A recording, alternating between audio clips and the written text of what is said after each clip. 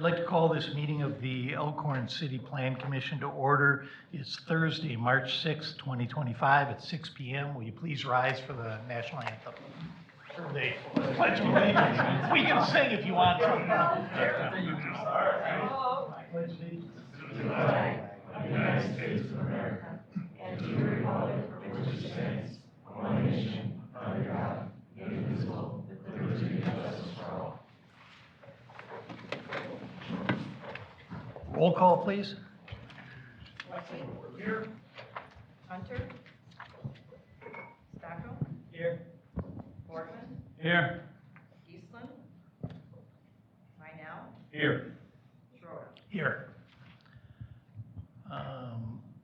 We got the minutes of February 6th, 2025. Everybody get a chance to review them. Any changes? Move they be approved as written. A motion and a second. All in favor? Aye. Opposed? Minutes are approved.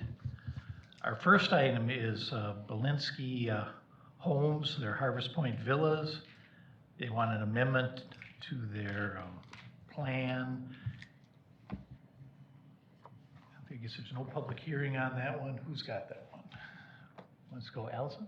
Yes, I can take this one. Thank you. This is very quick. If you all remember, the Belinsky group came back a few months ago for a very minor change to their site plan. They were adjusting the width of an area by 2 feet. And they were doing that because those were the plans they wanted to go with, and for construction purposes, I think that's what they had chosen. This SIP amendment is to go back to their original plan. So it's, again, a very minor change of a 2-foot wider garage width per unit. So the original approval was completed in 2022. They came back in July of 2024.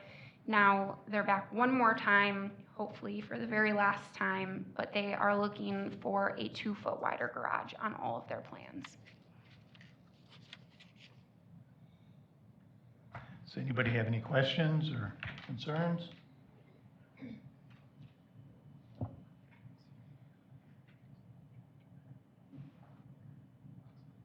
Are you recommending approval or? I am recommending approval at this time. Just know that the Kapoor memo back from the original approval is attached. All of those conditions should still be approved along with this SIP amendment.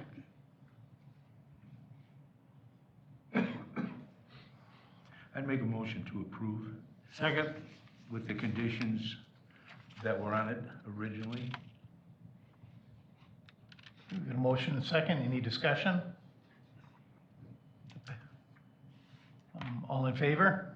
Aye. Opposed? The motion passes. We'll send that on to the council. Item B is an amendment of the official map for the city of Elkhorn. I can take this one if you want. So this is, as the commission may remember, this is the second step of a process that we actually began last month's meeting. Last month we adopted the initial official map for the city, which basically essentially was it cataloged, it memorialized all the current infrastructure that the city has in the ground. And that was approved by the Common Council a couple weeks ago, I think, right? So that became the official map of the city. The next step in the process, which is what we're here to discuss tonight, is the first amendment to the map, and this is where the official map actually kind of starts serving a purpose. Official maps are really a planning document when you get right down to it. The point of it is to let both the municipal officials and also your residents know kind of what sort of infrastructure improvements the city contemplates being made over the course of a certain period of time. And the significance of the map is that once a future road, usually, although other infrastructure could also be shown, well, once, we'll say a road is shown on the official map as being a future roadway, that puts property owners on notice that they're not allowed to build in that area. They've got to make an application for it, and generally they're not allowed to do it unless they can make an extraordinary showing that there's no value to the property otherwise.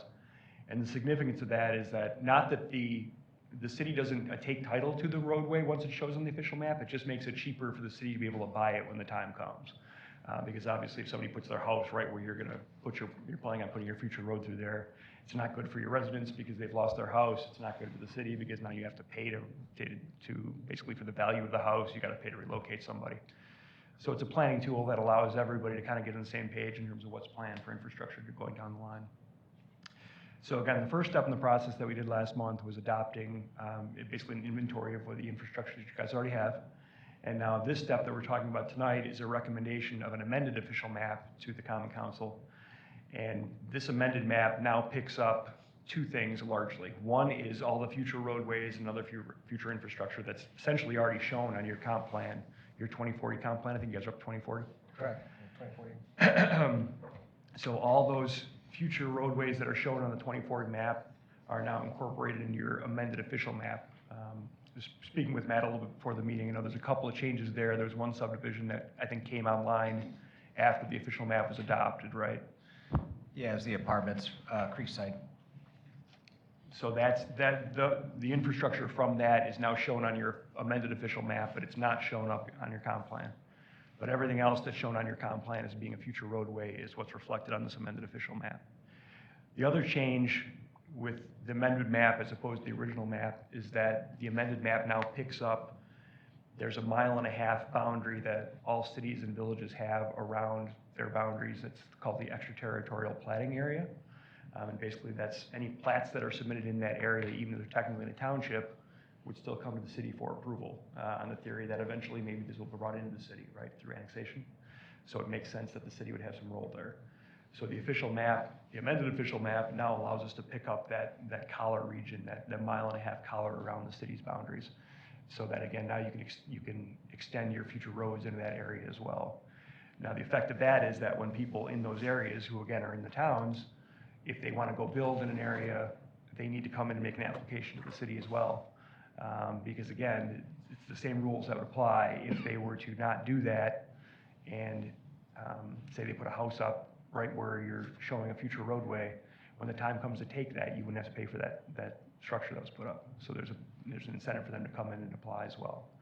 So again, it's a planning tool. It puts everybody on notice of what the plans are. And then as infrastructure is added, as plans change, you amend your official map, you keep it current. We did have to record a copy with the Register of Deeds office. That's been happening now. Just the map itself doesn't have to be recorded. It's just got to be a notice that's recorded with the county to let people know that the city does in fact have an official map. Basically, it puts them on notice to come in and make sure they have the most recent version before they pull a permit. So that's the long and short of what the purpose of this is. After tonight, other than Common Council approving it, hopefully at the next meeting, we don't anticipate any future amendments, at least not in the short term here. So this is probably the last time he's touched this for a little while. But I think it is important to keep in mind that it's not supposed to be a set it and forget it tool. It's supposed to be a planning tool. So as plans change, you'll want to revisit your map. So that's the thrust of it. Does anyone have any questions? An answer? So then procedurally, what we'd be looking for tonight would be a recommendation to the Common Council. And then the Common Council will actually have the required public hearing at the next meeting. Motion to approve? Second. Got a motion and a second. Any discussion? All in favor? Aye. Opposed? The motion passes. We'll send that on to the council. Item C is a zoning ordinance amendment of Article 17.8-9, 5C, internal illumination to include projecting signage within the city of Elkhorn. We've got a public hearing and recommendation. So I'm going to read this statement about the public hearing, then we'll see if there's anyone that would like to speak on this issue. Notice is hereby given that a public hearing will be held before the Plan Commission of the City of Elkhorn on March 6, 2025 at 6 p.m. or soon thereafter, as the matter may be heard in the council chambers, city administration offices, 311 Seymour Court, Elkhorn, Wisconsin, for the purpose of hearing all interested parties, their attorneys or agents with respect to a zoning text amendment to section 17.8-9 of the City of Elkhorn Municipal Ordinance, specifically adding a section 17.8-95C, internal illumination to include projecting signage. The city of Elkhorn will attempt to accommodate anyone with special needs if requests are made sufficient time in advance. Is there anyone here that would like to be heard on this issue? Yes, Katie, you've got 3 minutes. Thank you, everyone. I don't have that much to say, but I did want to voice my support for this. My name is Katie James. I'm the community grant writer for the city of Elkhorn, the school district, and the Chamber of Commerce. In talking about the improvements that we would like to see in our downtown commercial business district, I've been working with the property owners individually to make improvements to the facades and energize and reinvigorate our downtown businesses. And as part of that, a common theme that I've been hearing is we want people to patronize us in the evenings. And as part of that, a rear illuminated projecting sign. We allow projecting signs right now, but it's really hard for them to convey that their businesses are open because they're not lit up. They have exterior signs, but we really are looking for a more modern appearance to those signs. Alternately, we have about 7 projecting signs currently in our downtown area that are grandfathered in as illuminated from a previous time period when this was allowed, and they haven't been modified since. So some of the more dated signs that you see in the downtown are currently illuminated, but they can't make any changes to them, otherwise they would lose that illumination. So I'm looking for this to be a catalyst to encourage them to improve their signs and tell other business owners that they can do that as well. Thank you. Okay, thank you. Would anyone else like to be heard? Asking again, anyone? We'll close the public hearing and move on. Who's got this one, Allison? Yes, thank you. So this is a very minor amendment to section 17.8-9 of our signage code. You will see I have a red line version in front of you. The only thing we are doing is adding projecting signage to the internal illumination category.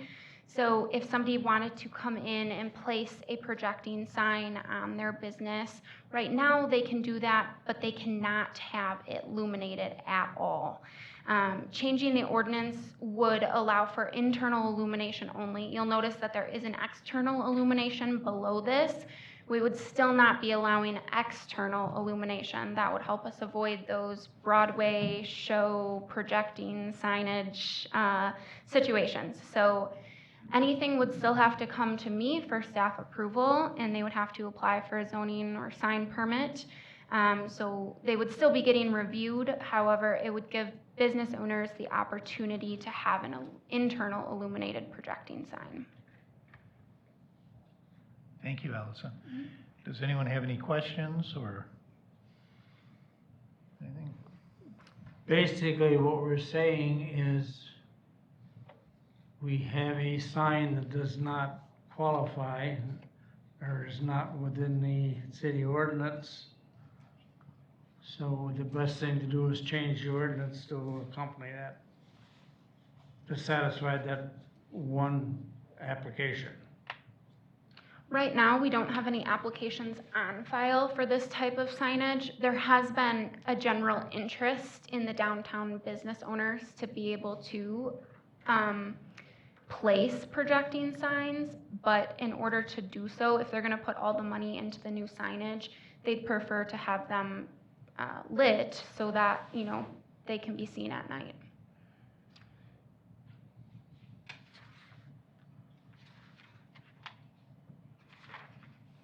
Well, if this is what Katie said, if the business owners downtown are looking for this, and if some of the signage that was grandfathered in, I think it would be in our best interest to help the businesses in the downtown area.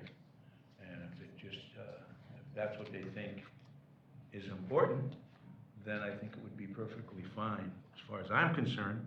And I'd be willing to make a motion to have that added to the part that you have, right? Was that what we need, just add it to? Yes, Projecting signs? it would be an addition of projecting signage to the internal illumination category. You'd be making a recommendation to Common Council for approval. That's what I want. That's your motion. Motion. I'll second that. Got a motion and a second. Any questions? Comments? All in favor? Aye. Opposed? Motion passes. Next, we have an appeal of our sign permit. Chris Cronin from JNC Signs. It's a sign permit appeal for mobile Duncan pole sign, 195 Commerce Drive. We've got a public hearing and then a recommendation. So again, I'll read my statement here and then we'll see if anyone would like to be heard. Notice is hereby given that a public hearing will be held before the Plan Commission of the City of Elkhorn on March 6th, 2025 at 6 p.m. or soon thereafter, as the matter may be heard in the council chambers, city administration offices, 311 Seymour Court, Elkhorn, Wisconsin, for the purpose of hearing all interested parties, their attorneys, or agents with respect to an appeal for a denied sign permit application submitted by Neil Gill, JNB Signs, for the modification of a non-conforming off-premise sign for the mobile gas station and Dunkin' Donuts located at 195 East Commerce Drive. The property is more precisely identified by the tax ID of YA238500003. Is there anyone that would like to be heard on this issue? Anyone at all? Asking again? Yes, sir. Are you the applicant? Yes. I think we'll hear from you after the public hearing, if that's okay. All right. Anyone else for the public hearing? Seeing no one, we'll close the public hearing and move on to the item. Are you Chris? I am, yes. If you'd like to come up to the podium, maybe. It's an appeal, so I think it's important we hear from you. Sure.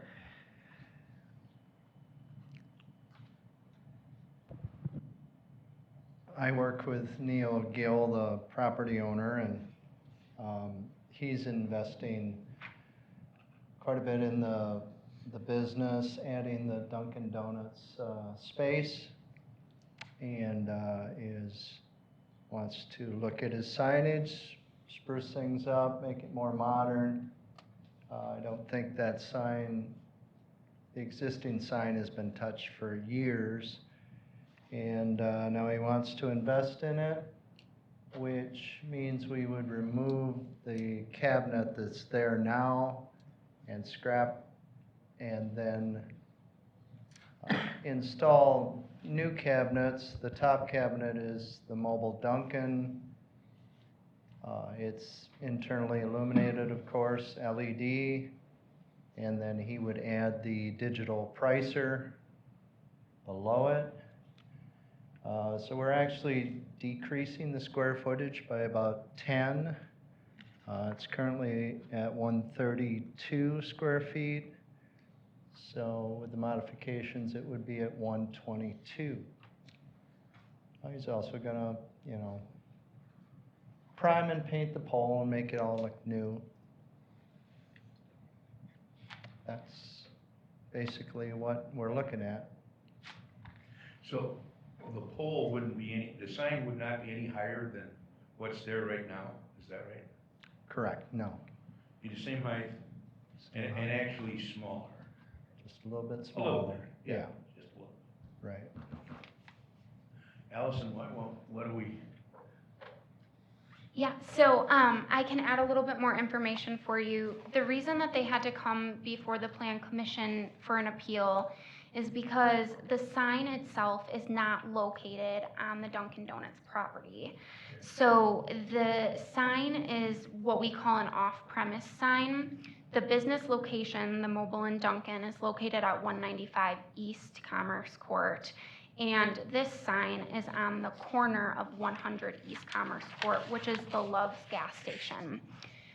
There is an easement agreement in place between the property owners, and the property owner is agreeable to the sign changing, so that's fine. But our zoning code does not allow any longer off-premise signs. So that then makes it a non-conforming sign, and if anybody wants to appeal a change to a non-conforming sign, our code specifically states that they do need to come before the plan commission and request an exception. So that's why they're here tonight. So, you know, hopefully they can make the improvements to the signage so that they can get the business. So you don't object to it? Because the sign is not changing in height and it's not increasing in overall size, I do not object to it. Thank you. Does anyone else have questions or comments?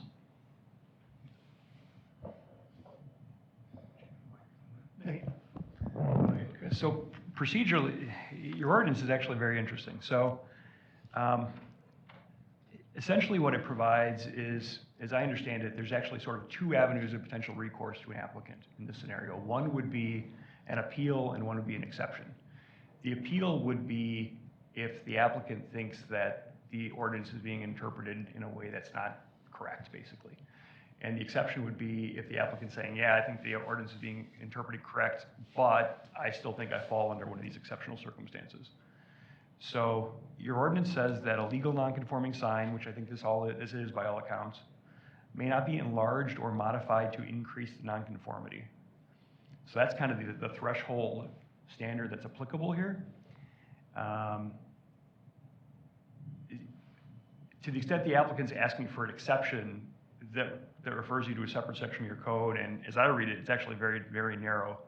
The Planning Commission can only grant an exception after a public hearing if the height and area of the sign shall not be increased by more than 25%, which sounds like that'd be the case here. It's actually lower, right? It's smaller.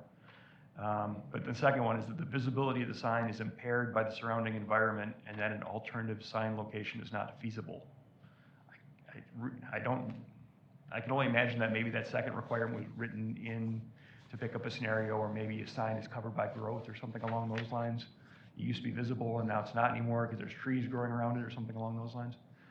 So I don't know from a textual standpoint whether this meets that second criteria. However, I think you could argue that it potentially he could still appeal it because again, and this part is not defined, so I think ultimately the Planning Commission have to decide, but a legally non-conforming sign may not be enlarged, which it's not being, or modified to increase the nonconformity. So I think essentially the appeal could be interpreted as saying that he's not either enlarging the sign or doing anything to increase the nonconformity, arguably it's even less nonconforming than it was.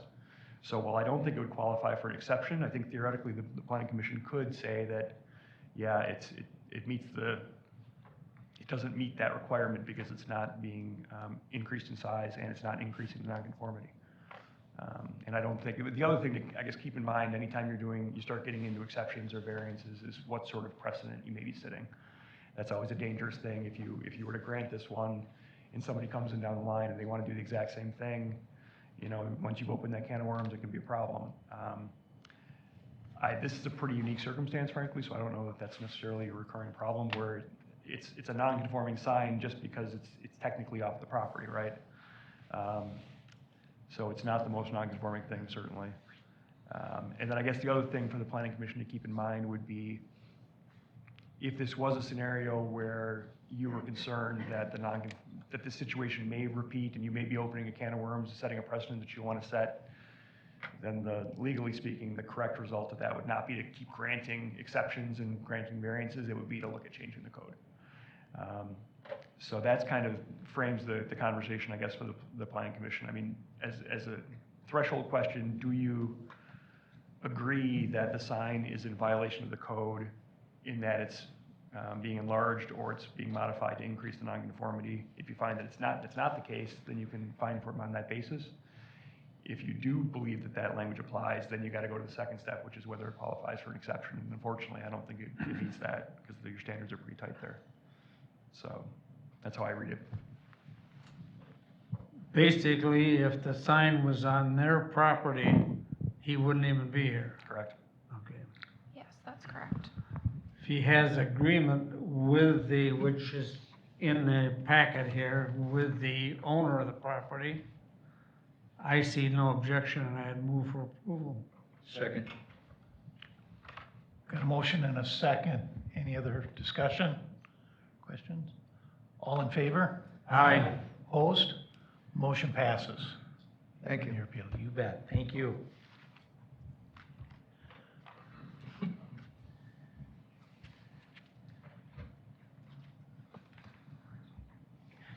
Next, we've got Newman Development for the Sugar Creek Ridge project on County Trunk H, Hazel Ridge Road.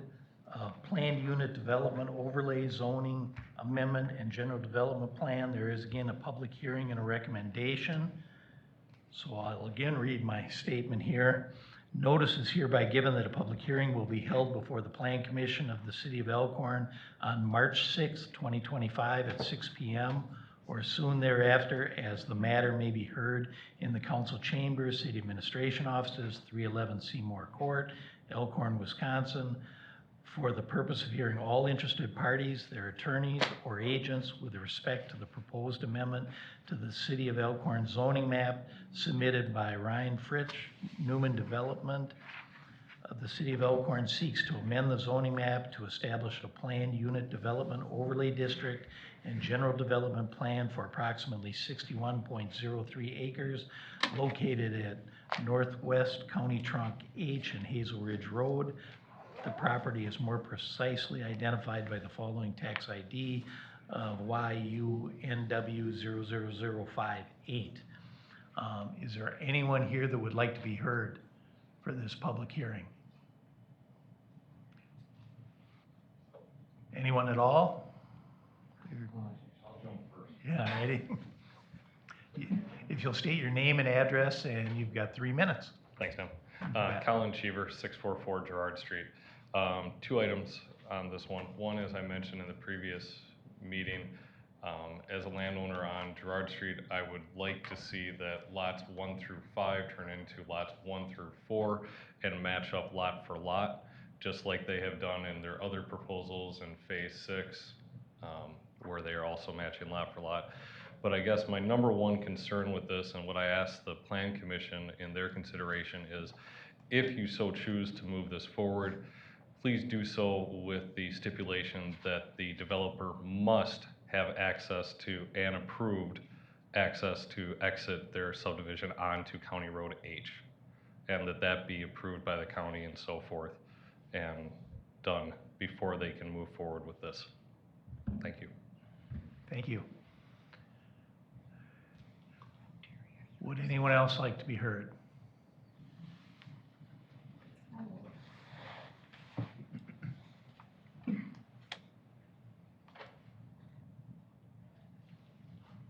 Hello, I'm Christine Dretwan, and I live at 320 West 4th Avenue, and I'm just a few houses down from Colin, and I see a number of my neighbors here today as well. The question that I have for this committee is, I recall a number of years ago, I don't remember when it was, when this another time was being put forth to change the zoning and to allow this development to take place in this farm field behind all of our houses and behind the old St. Pat's School, that there was a serious issue with regard to drainage and water. And at the time, it was decided to shelve it until a developer could show that that water issue and the drainage issue had been rectified. I would like to know if that has been done. Our neighborhood, all of it, all around there, over by West Lawn, over by West Side, it's very soggy. And in recent years, there have been issues with flooding in basements, of backups in basements of sewage, and it has to do with the amount of water.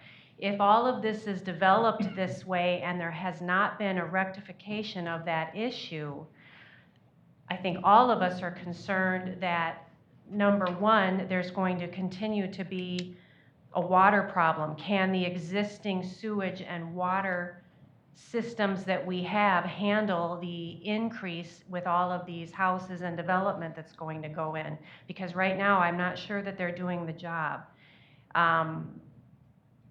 So I'd like to see, number one, that that's been rectified, because I thought that's what happened last time, and yet I have not heard that it's been rectified. So that would be the main question that I have here. If for some reason this does go through, because that has been rectified, one of the concerns that we have is, like one of my neighbors just said, is access. And during the building process especially, to make sure that the big heavy trucks and all of the traffic goes in and out over on H instead of down our very less traveled and very residential streets. I'm afraid of the damage that it would cause to the streets, to potentially our yards, our foundations. And again, this whole water issue, the flooding is very concerning as well. Thank you. Thank you.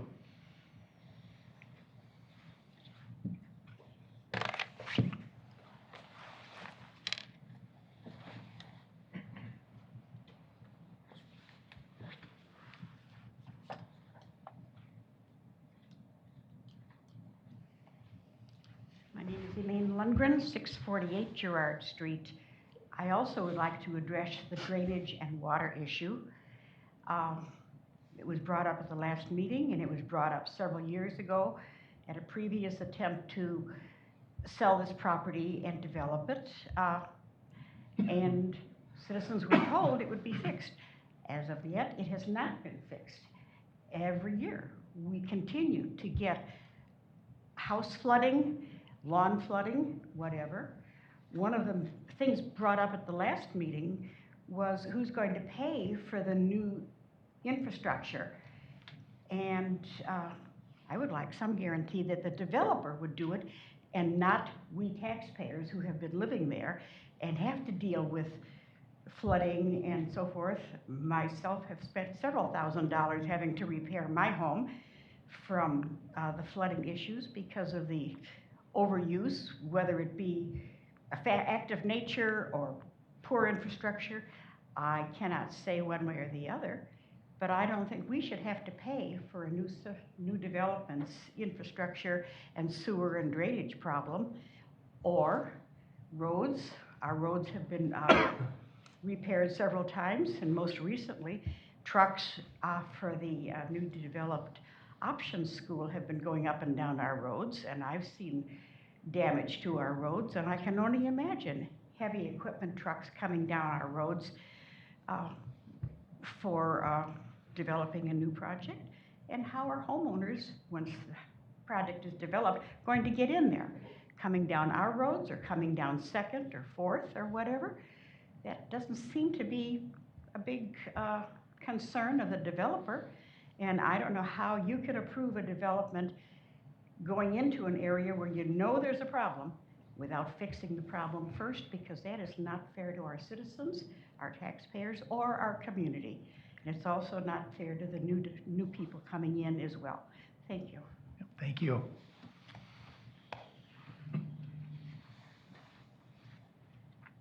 Is there anyone else that would like to be heard? Anyone? We'll close the public hearing and move on to the discussion. Who's got this one? Is this? I think it would be great. The applicants are here. If you want to start with them and they can hopefully give you a small recap on the project and introduce it, and then we can go from there. Sounds good. Wonderful.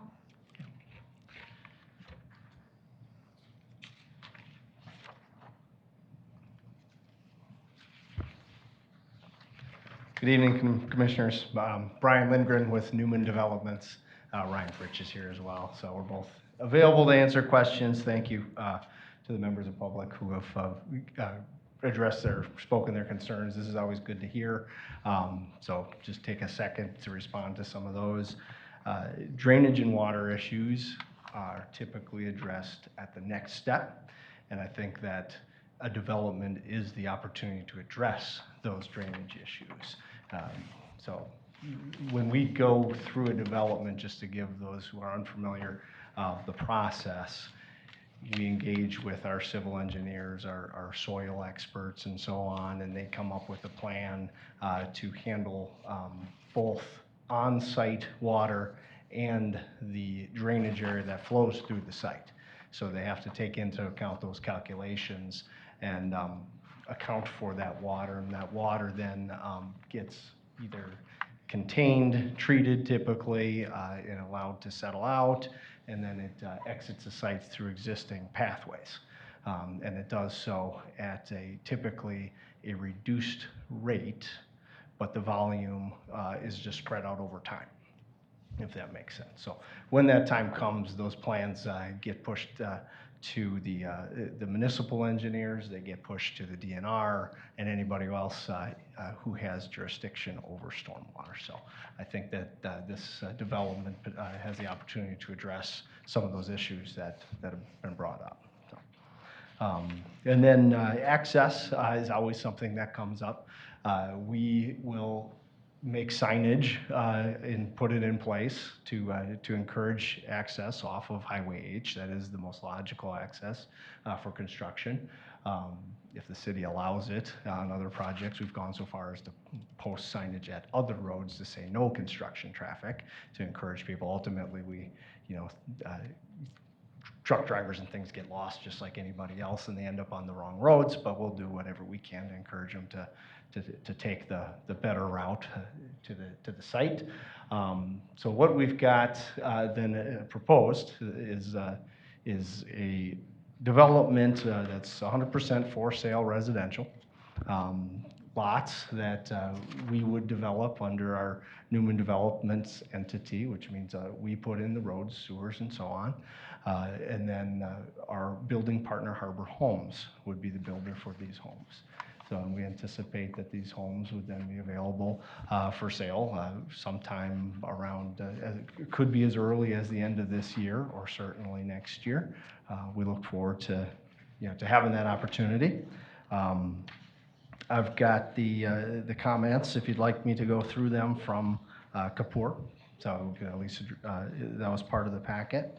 So we're working with them to kind of take care of anything up front before we would potentially move on to that next step of a precise or specific implementation plan, whichever one it's called. As far as the plan itself, I know Vandewall's been consulted to see, if they concur with what we've come up with. We do use the services of planners and civil engineers to come up with designs of residential neighborhoods. So we do think that this hits the design and the demand and the price point that the market wants. So. There was a comment about West Lawn Avenue. We would, as far as that goes, we will do whatever we can to cooperate, but that's not a problem that we can solve by ourselves. There is a private landowner in the way of extending West Lawn. So if the opportunity arises, we'll work with the city to make a connection. Otherwise, we have to look at the other connections available to us. I think the next one was a general comment on the traffic impact analysis, which we already conducted. The traffic impact analysis had a few recommendations as to what to do at the external connections, of which will all be taken into account when we get to the specific design plans. I think then number 4, the easements that go behind, that's behind Option School and next on the east side of the Sugar Creek Ridge property. It's not uncommon to have certainly private storm sewer within an easement on a backyard of a lot. I'm not 100% sure if the forced main that is identified as outside of the easement is indeed outside of the easement, if it's been located. It's a little bit concerning if it's not within the easement it's supposed to be in, but those are things that will get investigated in that specific plan process when we get to that point. And easements are generally provided where necessary on those plans. So, same thing with number 5. It mentions the drawing of easements for storm sewers and drainage swales and so on. That's a typical step of the specific implementation process. Once the stormwater plans are designed and so on, they'll show up on various final plats. And we would, as we kind of showed on a previous map, we would seek to develop this in phases. So we would come forth with, through the process, with a preliminary plat that kind of lays out the design of the neighborhood, and then we would come with multiple final plats for each phase that gets developed. And that, at that final plat is where typically we like to see as many of the known easements or new easements recorded on that final plat. Number 6 as well, that's specific to an area of stormwater proposed along an extension of 2nd Avenue. I think the thing to note here is we are continuing to work with the school district who owns the land on the north side of 2nd Avenue. So at this time, they're not interested in selling that land. So we'll work to do what we can to extend that road. Again, that's a future phase, and if they change their mind, we'll have houses on both sides, and we'll also have stormwater addressed as part of that phase. Let's see, number 7, the secondary environmental corridor delineation is being reviewed by Sewer PAC currently. So they have been provided with our assured delineators recommendations, their review of the site conditions. We are proposing a modification to their past mapping, which actually results in a net increase of secondary environmental corridor, but it just redraws the lines into areas that make more sense, that are more defensible in terms of the definitions of a secondary environmental corridor. So we hope to hear back from them soon. They've had it on their plates for about a month or so now. The next one, number 8, addresses the floodplain. Also a step that's in process. We've consulted with the DNR already. We've got someone working on specifically that task. It's a multi-stepped thing where they look far beyond just the bounds of this property. They look to map elevations. They look to drainage ways, water volumes, so on and so forth. A lot of which the early conclusion they're drawing is that floodplain is going to get drastically reduced or even go away because of the elevations in place, because of a rather large 48-inch storm sewer that runs already under the property that captures a lot of stuff. So that'll all get mapped throughout the process. So I think that hit on all of them. I think there was a question on another one about a previous one about a mapped water body. We actually just, or mapped intermittent waterway of some sort. We actually just got confirmation today, and I'll forward that on from the DNR, that there is not support for a waterway through the site. So available to answer any other questions.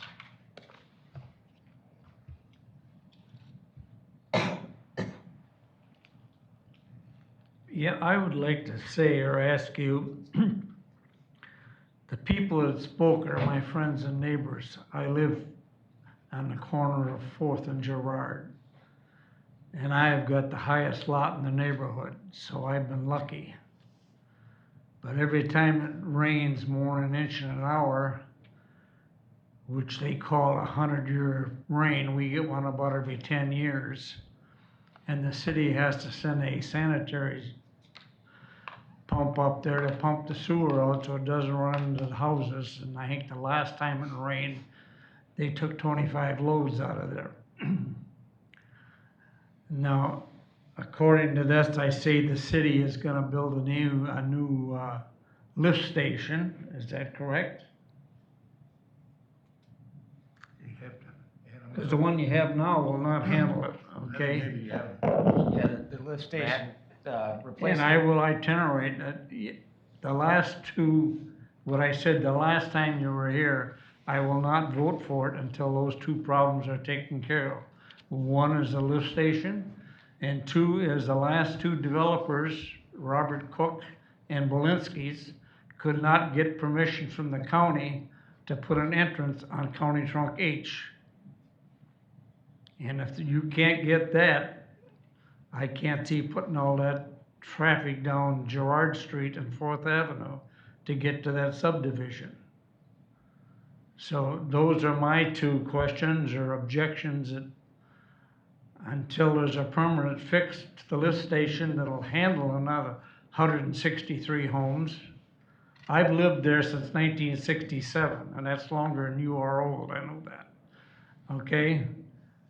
And I put up with it when I was on council back in the 70s and the 80s, but it never got corrected, and until it does, I can't see any more development out there. That's my opinion.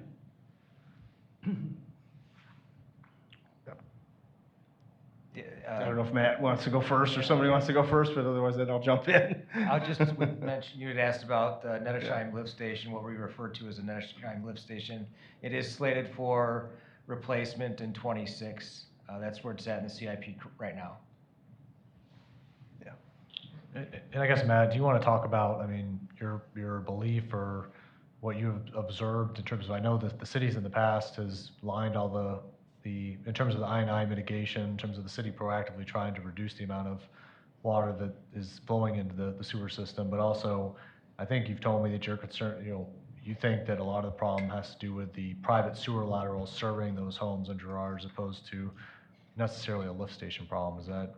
Yeah, I mean, the lift accurate? station is currently designed to, this is within the service area of the current lift station. So it's an older station, and that's why we're replacing it in '26. So there are some issues there, but as far as the sizing of the pumps, they were designed at the time to serve this area. So the new pumps will be larger, but the problem that I believe that everybody is referring to is that I don't know if it's an overland flow problem necessarily. I think it's when it rains, when you get those heavy rains, the rain inflows into the sanitary sewer system. It leaks into the sanitary sewer system. We did a I&I mitigation plan several years ago in response to a notice of noncompliance that we received from DNR. And as a part of that, we put together a 5-year plan where we go in and we look and we line sanitary sewers. The first project out of that plan was this basin. We call it Basin 6 within the city, and all the main lines in Basin 6 were lined. What was not touched were the existing sanitary sewer laterals that go from the house to the main. So if those are broken up, or if they're old clay pipes with joints every couple of feet, rainwater will soak into the ground and get into the laterals, and that's why you get basement backups when you get those large rain events. So, and the laterals are per our ordinance, per our city ordinance, they're owned and maintained by the property owners. Is that what you were? Yeah, I don't know, hopefully that addresses the infiltration issue, because that's what it sounded like to me. It's an I&I issue and the pending upgrades coming to the lift station. And as far as access to Highway H, we've conducted our traffic study. We've consulted with the Walworth County Highway Department. I don't know if there was other people in charge back when the applications were made to connect there. We don't seem to be running into any obstacles. It seems to be just pending a formal application and design for approval to the access that we've proposed. So we fully expect to get that access.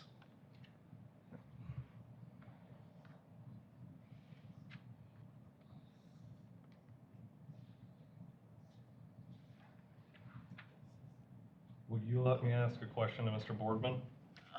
We really can't go back and forth, now that we're out of public hearing. So, sorry. I've got a question, though.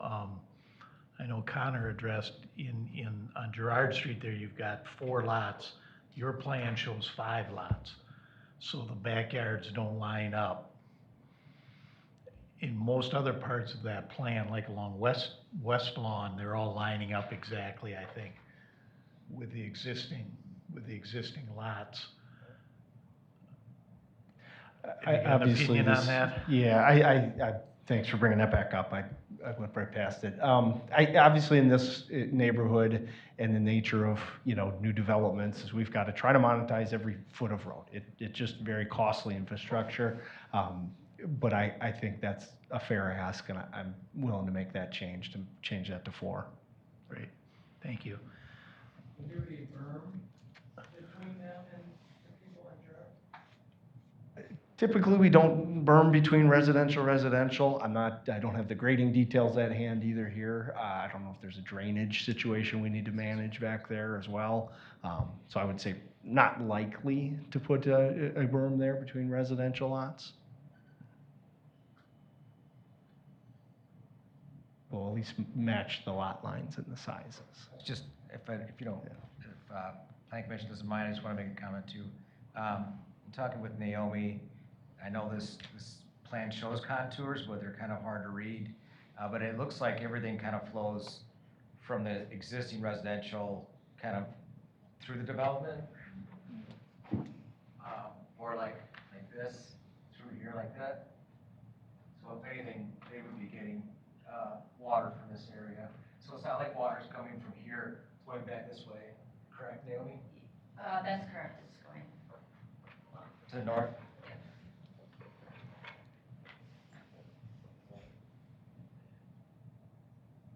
That's not right. For anybody who's lived out there.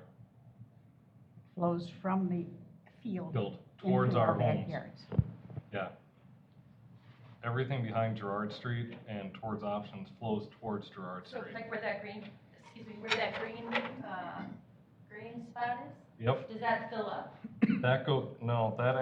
So there's actually where there's the round circle up there where you're calling wetlands in front of lots 6, 7, and 9, that's a high point, and then it goes back towards Gerard Street. Is this a ridge right here?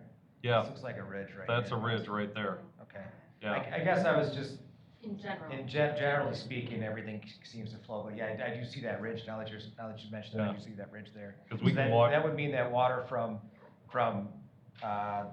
these yards would flow back towards your Into Gerard. existing properties. Yes. Sorry, I was just looking at the overall grading plan, it's kind of hard to see with the clarity that we have. Understandable.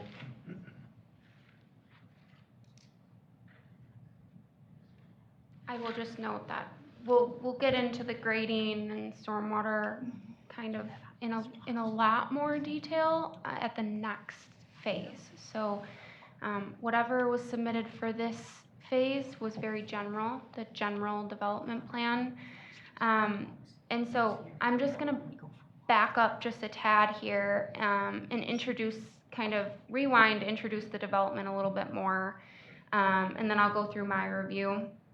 So the vacant land now is currently zoned RS1, which is our single-family residence district.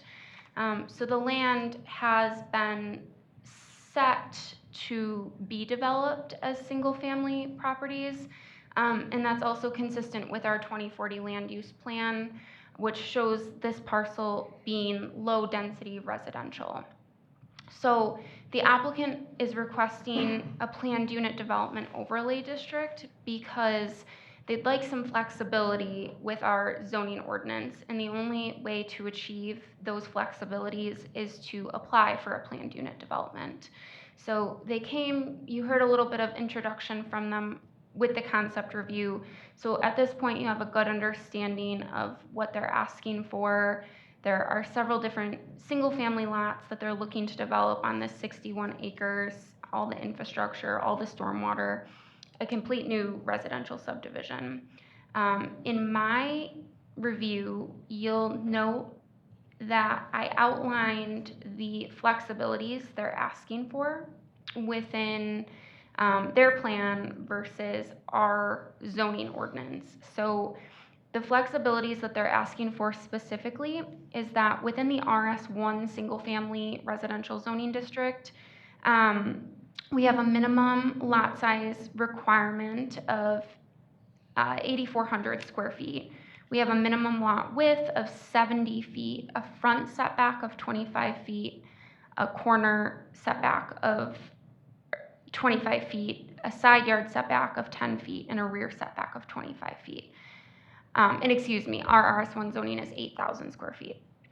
What they are proposing is large lot sizes, actually 8,400 square feet, but they are asking to reduce the minimum lot width by 10 feet. So instead of the lots being developed at an 80-foot lot width, they're asking for 70 feet. They're also asking for flexibility on the corner side yard setback, which is 25 feet. They're asking to go down to 15 feet. And the side yard setback, they're asking to go from 10 feet to 7.5 feet. So overall, the flexibility that they're asking for is fairly minimal. The density almost completely matches what our code requires, but because it doesn't, they have to ask for this planned unit development. Additionally, as we've mentioned, there is some environmental corridor area within this site. So the parcel has some secondary environmental corridor areas, which are protected areas by sewer pack. We recently amended our City of Elkhorn municipal ordinance just a couple of months ago. If you'll recall, this came to the PARC, or the Plan Commission, and within our ordinance, it read that the secondary environmental corridor district could only be developed with a density at 2.5 acres per dwelling unit.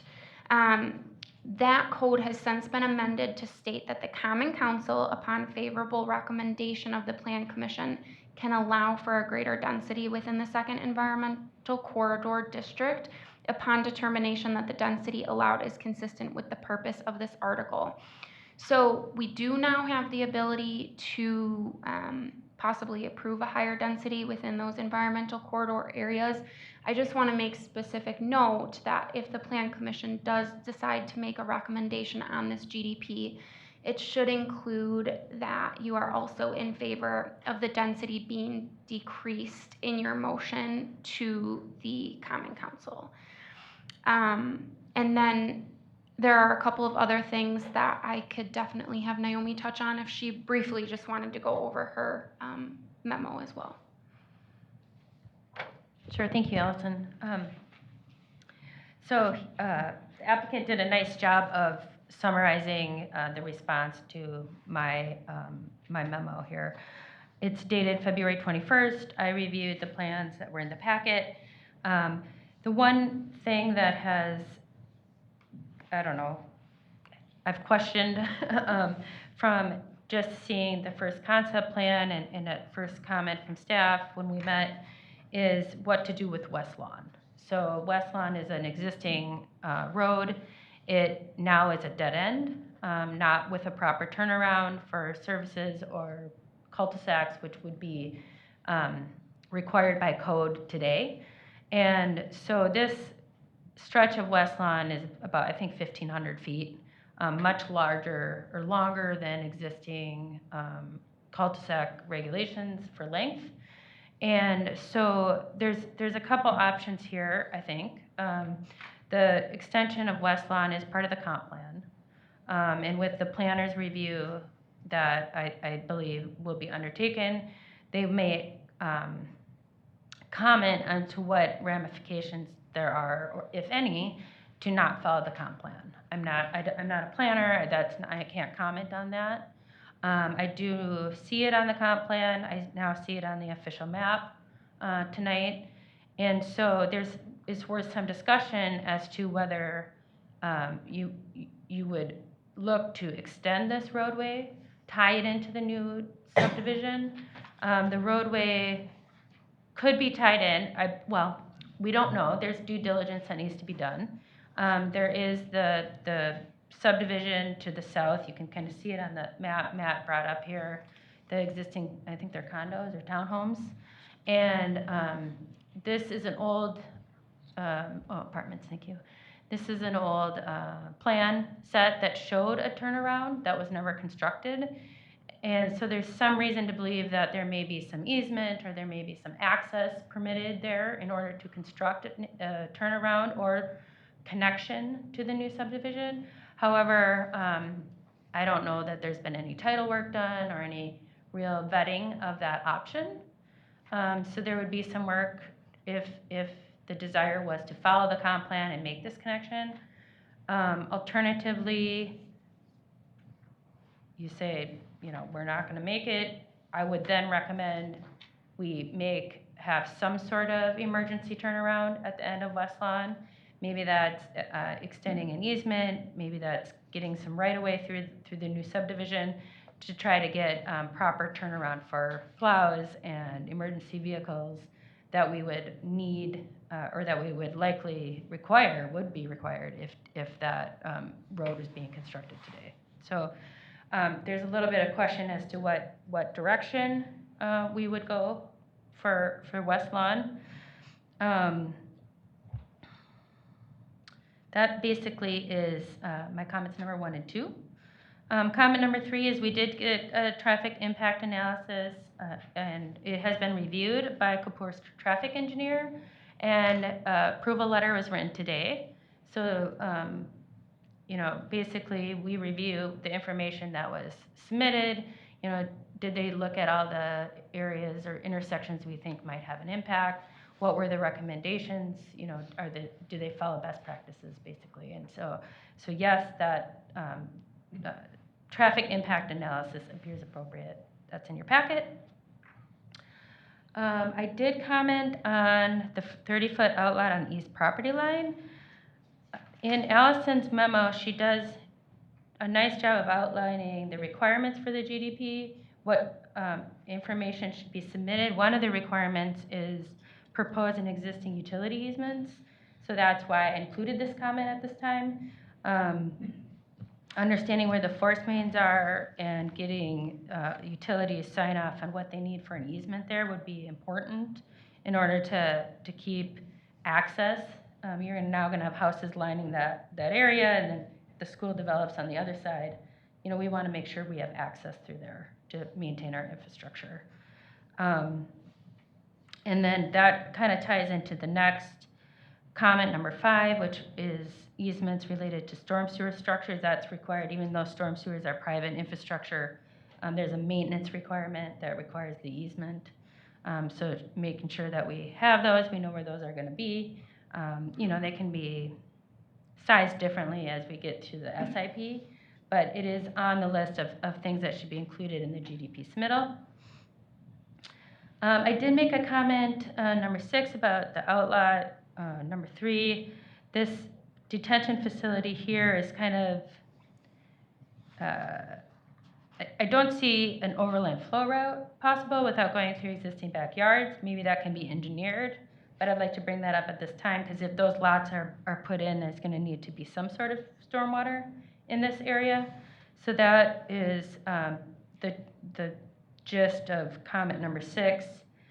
Comment number 7 refers to the environmental corridor, which they're well into the process of getting sewer pack feedback on the environmental corridor and where the new environmental corridor will lie and if there are any impacts to it with their development. I think that's a great place to be at this point in the GDP.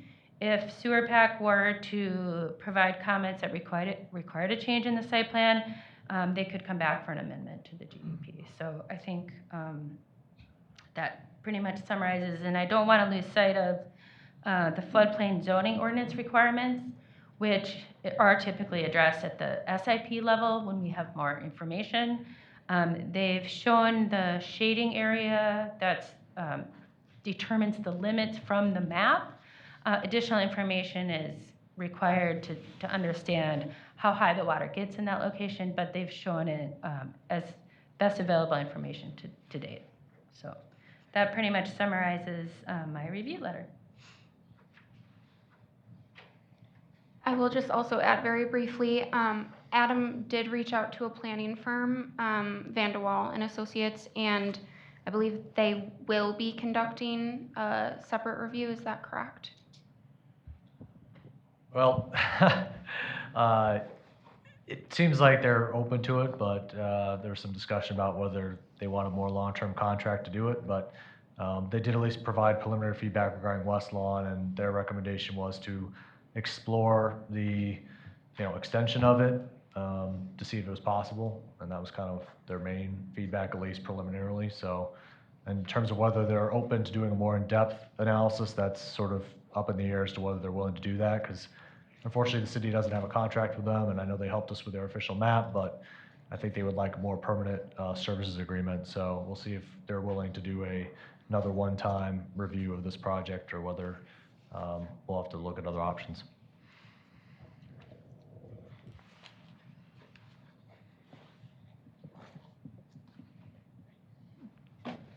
Does anyone else have any questions, any comments?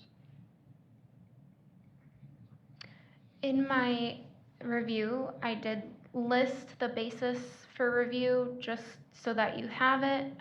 So all of the things that you would consider if you would be interested in moving this general development plan and zoning overlay forward.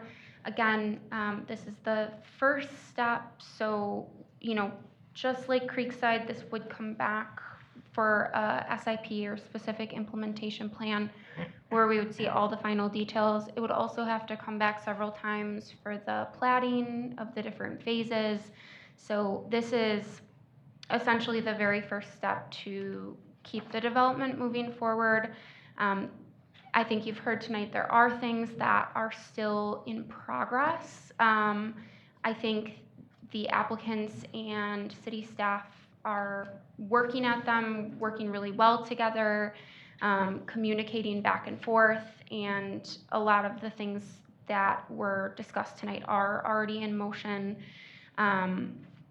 So it's really at the Plan Commission's discretion how they want to move forward with this tonight. If the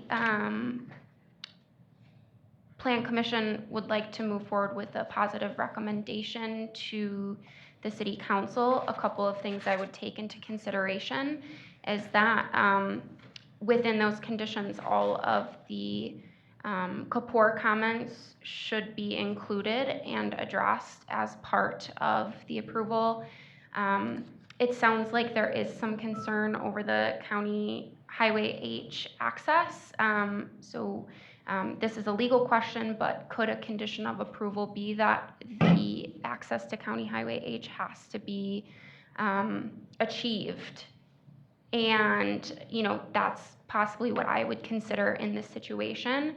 Another condition would be that the site plan would be amended to adjust those 5 lots into 4 so that they line up with the properties on Girard Street. And anything else that you feel would be applicable to this project. Can I just ask one more? Just thank you, Allison. I appreciate the review. That the conditions, several of them are more applicable to the SIP or PIP phase of this, that the conditions follow through to that. Because asking that they get approved specifically for the GDP would delay this several months as we get floodway studies finalized. We won't actually get a permit from the county until we have design plans drawn, and we're not going to take the step to do all the design plans unless we know we have the ability to build lots of this size in a neighborhood in this general nature.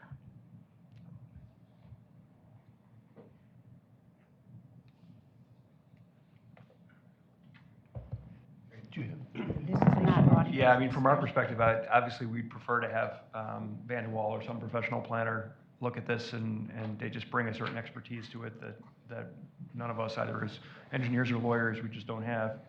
So I think that would certainly be recommended. But ultimately, it's up to the Planning Commission at this point, how you want to move the recommendation, or if you want to make, again, if you choose not to act on the recommendation tonight, that doesn't mean you're recommending against it. It just means that you're not recommending it tonight. But again, that's the Planning Commission's call.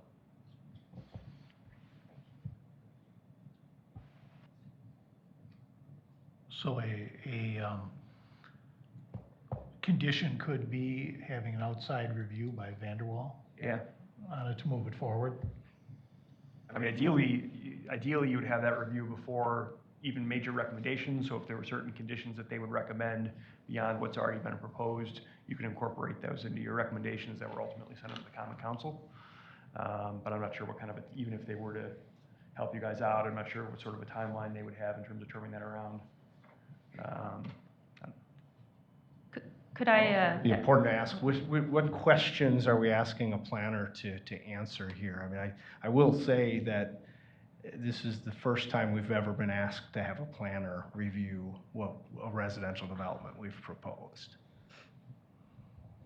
Well, I think, I mean, the one that it's, from my perspective, it's giving me a little bit of heartburn is maybe not the right term, but the issue with the street that is not going to be poked through. And I understand you said you guys don't actually own up to where that would go through. I think if you bring the map up, you'll see that the Cook property does not allow for that west lawn right away to extend onto the Cook property in its entirety. There's land that's part of the Stone Ridge Apartments that will be necessary to extend west lawn. Yeah, it looks like there's so it looks like there's maybe 16, 17 feet that you guys have.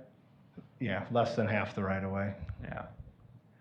Well, but just from a practical standpoint, if it's shown up on the comp plan as being a road that's supposed to be extended through there, and potentially it's also showing up on the city's official map, those may have to be amended, because zoning decisions have to be just consistent with your comprehensive plan. So if your comprehensive plan shows that road going through, that may have to change. And I don't know, maybe, yeah, 17 feet, you can't put a road through 17 feet, but I don't know if there's other options that a planner might have, or some ideas that they may have on how to get that road through there. I'm not sure if there's any easements that are out there. I don't know if there's any. We can certainly work with staff to check title on the Stone Ridge property. I think we did that early on, and I don't think any easements or right-of-way dedications or anything existed, which leaves the options pretty limited. You hope that they're cooperative. We don't, the city has more tools in the toolbox than we do. If a right-of-way is needed to be, I guess. That would require at least a somewhat minor redesign of your subdivision though, right? Yeah, and it's in a future phase, so I think we can, if for some reason, the ability for the city to gain a part of that property, I think it's a pretty easy fix, and I think that's something that it would be considered consistent with the GDP, if we are able to make a West Lawn connection in some manner. And I would say, just looking at the plan, if West Lawn would go through, the land were able to be procured, my recommendation would be to turn it northward and tie it in. Right. And allow the other road to continue out to Hazel Ridge. If I could have some input, if you don't mind, Yes. Plan Commission. I think, with the GDP, you'll recall the Belinsky development, which came back for their SIP revision. That had an old GDP, and we're somewhat bound at the GDP level to what the development looks like when it comes back for the SIP. So if the desire is to follow the comp plan and extend West Lawn, it would be my preference that that's shown on the GDP and then come back to revise to not show it, rather than approve a GDP not showing that connection and come back to then follow the comp plan. Would be sort of how I would look at that. I think otherwise you'd have to change the comp plan, and it's got to be consistent. Yeah. So. And there, I have not seen a title search, so I don't know. I mean, it could be that is very difficult to extend.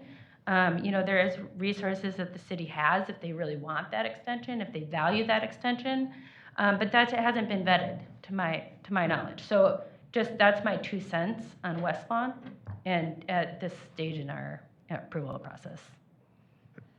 I think we just need to be honest with the status of West Lawn, though, that it is not going to extend like the official map. It splits a Stone Ridge apartment that's already existing. So if it's consistent to say it turns into the neighborhood and a corner can be procured, great. But again, we don't control that land, so.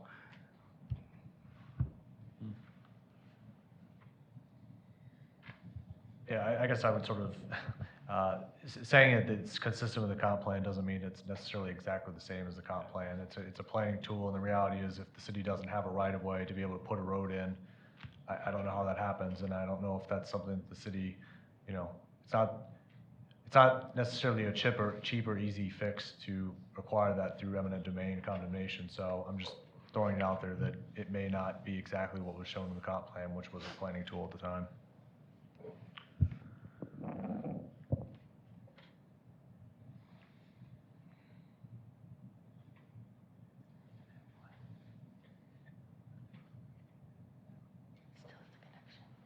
Brian, is part of your concern about the, having the outside planner take a look at this, does that delay the project? Is that what? the concern It depends is? on how long they take to review it. I think we interact with lots of planners in every community that we go to, and they're good at what they do. Their general response is all communities need housing. They need housing of all shapes and sizes, lot sizes, and ownership styles.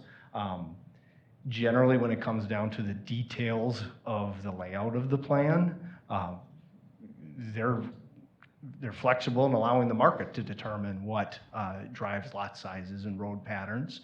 I think it's perfectly reasonable to say they'll bring up the West Lawn comment as well. I think we are all equally suitable to attack that question. So I would say I just don't know what the planner would recommend or say that would cause any changes here. It's an efficient layout. It's got great lot sizes. We're utilizing, the natural topography as much as possible, avoiding wetlands, preserving environmental corridors wherever they exist. So anything other than a planner coming back and saying, we think is very consistent with what we see out there today would surprise me. I guess my proposal to the planning commission would be, if you really want to get the feedback from the planner, you guys could punt. Allison, do we have another planning commission meeting in 2 weeks? We do not, but we could. Okay.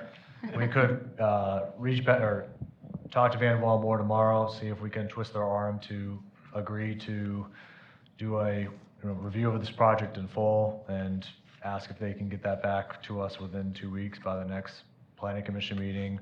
We, in the interim, can do a title search to find out if, in fact, we have an easement, which I don't think we do, but an easement over the apartment complex.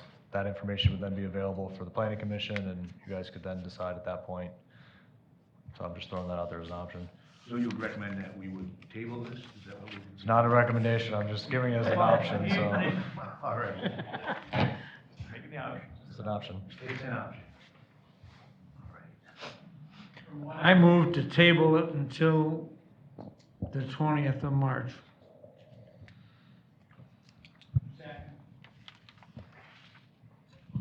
We've got a motion and a second. Do we have any discussion? I guess I had one more question. This West Lawn thing, extending it, are we talking about extending it out to Hazel Ridge Road or extending it into the new subdivision? I think the only option is to bring it into the neighborhood. I think if we look at the map here, there's 2 apartment buildings in the way. Right, okay. It's even bigger obstacle than trying to procure a corner. So you're already gonna have access on Second Avenue. Yeah, we have Second Avenue, we have And so Hazel Ridge. they're only a we block have- apart. Yeah, Do you want, isn't it kind of redundant to have 2 accesses? If you have Second Avenue? yes, I think Second Avenue is a good alternative as far as our neighborhood goes. And then the only question that remains is it leaves, how does the city choose to terminate West Lawn at some point? But Is Second Avenue still feasible if the school system does want to sell some land, you'd have houses on just one side of the street? If that was your access? Yeah, the biggest challenge with doing it is it's a one-sided road without additional school lands to the north. It does make the project more costly to do. Knowing that this is being proposed as part of a mixed-use TID, that is a relevant fact. So we have to look at that math as part of the proposal of building a one-sided road. This is a future phase, so I'm optimistic that at some point, by the time it gets built, the school district will reconsider their desire to sell what amounts to about 2 acres of a pretty good-sized parcel. Does anyone else have any questions? We've got a motion and a second on the floor. All in favor? Aye. Opposed? Motion passes. This item is tabled until March 20th. So, okay, thank you.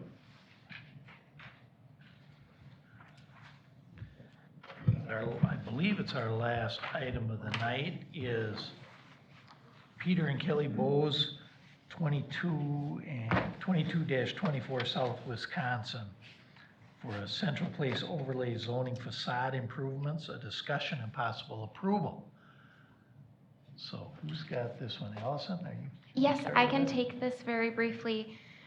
So attached in the packet is our Architectural Review Board ordinance. As part of the Architectural Review Board ordinance, there is a section in there that states any projects within the Central Place Overlay District do require Plan Commission approval for any sort of building improvement or facade improvement. So the property owner of 22 and 24 South Wisconsin Street are looking to make some possible improvements to their building facade. You'll see in front of you, they're looking to upgrade the paint, upgrade the windows, upgrade the doors, kind of restore it, make it look a little bit more beautiful than it is now. And so in order to do that, they do need approval from the Plan Commission. The property owner is here this evening if you have any questions for him.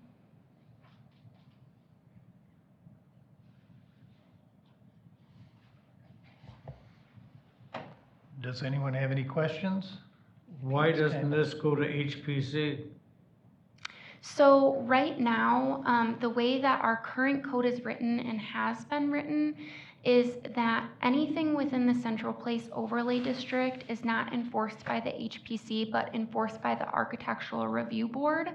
And the membership of the Architectural Review Board per section 14.03 in your packet states that the City Plan Commission shall perform all duties and assume all powers of the Architectural Review Board. So something like this won't go to the HPC right now.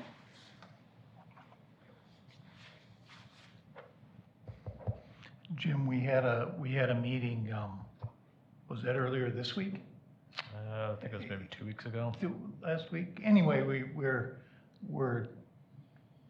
needing to get a process in place that would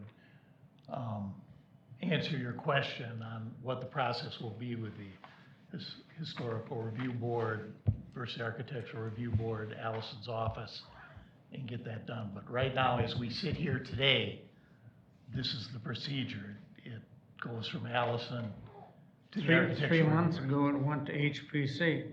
Which was not. So what has changed between then and now? A reading of our ordinances.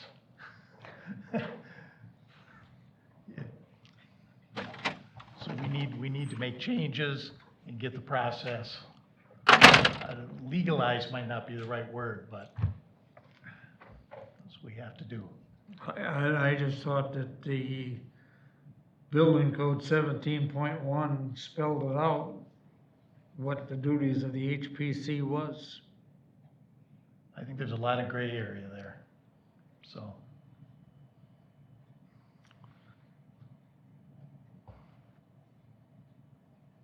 Does anyone else have any questions? Any comments? Your rendering looks nice here, Pete. A big improvement on the outside of that building. Yeah. Katie's rendering. So.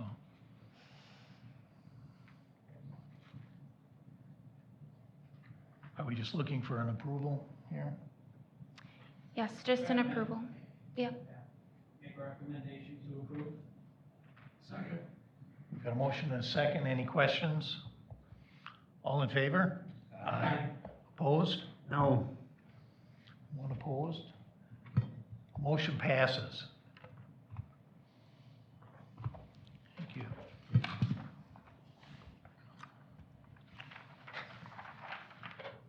Any general discussion items or updates? I don't have anything other than that we will be having a March 20th meeting. We will also be having an April 6th meeting. We just received plans for the Quick Trip on Lincoln Street and Creekside Boulevard, so that will be coming soon. We also have a couple other projects coming for site plan review here in the business park on the last remaining couple of lots that have recently been sold by the city. So we'll have a busy spring. I can expect the next couple of meetings to be full. Am I hearing that the March 20th meeting will primarily be the Newman project again? Yeah. Can we put a discussion item on there to discuss the HPC and the Architectural Review Board and how that process can be moved forward, I guess? Yes, absolutely, I can do that. Okay? All right, we're looking for a motion to adjourn. Move to adjourn. All in favor? Aye. Opposed? We're adjourned.